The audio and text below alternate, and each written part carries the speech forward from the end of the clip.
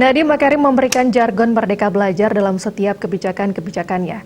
Namun sampai saat ini kebijakan Merdeka Belajar masih belum tersampaikan secara menyeluruh kepada guru-guru di seluruh Indonesia. Seyogyanya konsepsi Merdeka Belajar ini disosialisasikan secara menyeluruh untuk semua guru sehingga transformasi pendidikan Indonesia menjadi lebih baik lagi dan bisa bergerak dengan lebih cepat.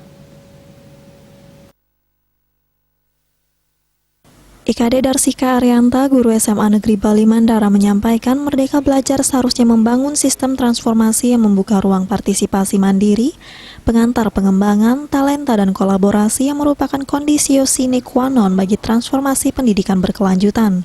Untuk melakukan transformasi pendidikan di Indonesia dengan 52 juta siswa, 3,3 juta guru dan 2,3 juta tenaga pendidikan, serta lebih dari 400.000 satuan pendidikan yang tersebar di Indonesia tentu tidak mudah.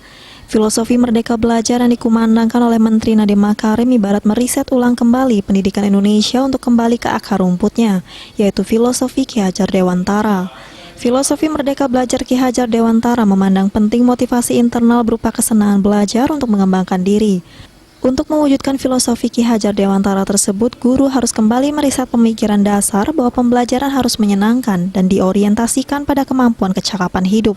Untuk memberikan konsepsi Merdeka Belajar di dalam kelas diperlukan juga tatanan kurikulum yang fleksibel sehingga anak-anak bisa berkreasi dan anak-anak bisa menjadi dirinya sendiri. Selain itu juga diperlukan suatu dorongan agar anak-anak belajar tidak berorientasi kepada nilai angka-angka, tetapi yang lebih penting adalah kecakapan hidup. Pendidikan yang memerdekakan adalah pendidikan yang utuh sesuai dengan pribadi anak masing-masing. Jangan sampai membelenggu mereka dengan hal-hal yang tidak mereka butuhkan atau tidak mereka sukai. Merdeka Belajar adalah pendidikan yang memerdekakan lahir dan batin peserta didik, yang berarti siswa bisa berdiri sendiri dan tidak bergantung kepada orang lain, serta sadar akan hak dan kewajibannya sebagai anggota masyarakat, sehingga nanti bisa berpartisipasi dan berkontribusi untuk masyarakatnya. Pendidikan yang memerdekakan merupakan pendidikan yang bertujuan membuat semua siswa belajar tanpa paksaan, dengan tujuan belajar dengan sesuai dengan cita-cita mereka.